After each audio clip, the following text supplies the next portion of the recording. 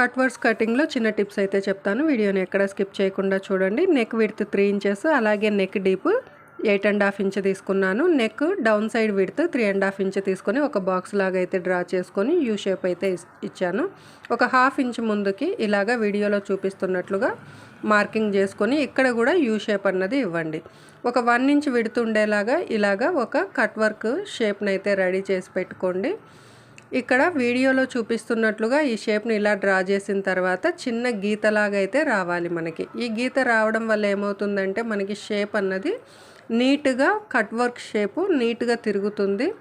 అలాగే కట్ చేసేటప్పుడు కొంచెం గ్యాప్ ఉంటుంది. స్టిచ్ చేసేటప్పుడు కొంచెం గ్యాప్ ఉండటం వల్ల రెండు వైపులా షేప్ మనకి యూ షేప్ అన్నది నీట్గా వస్తుంది. ఈ ఎండ్కి వచ్చిన తర్వాత ఇలాగ హాఫ్కి ఇలాగా ఫోల్డ్ చేసి కట్ వర్క్ని అయితే మార్క్ చేయండి. ఇది మనకి నెక్ సెంటర్ వస్తుంది. సో ఈ విధంగా కట్ చేసిన తర్వాత క్యాన్వాస్కి 1 ఇంచ్ ఎక్స్ట్రా విడ్త్ ఉండేలాగా అయితే కట్ చేసుకొని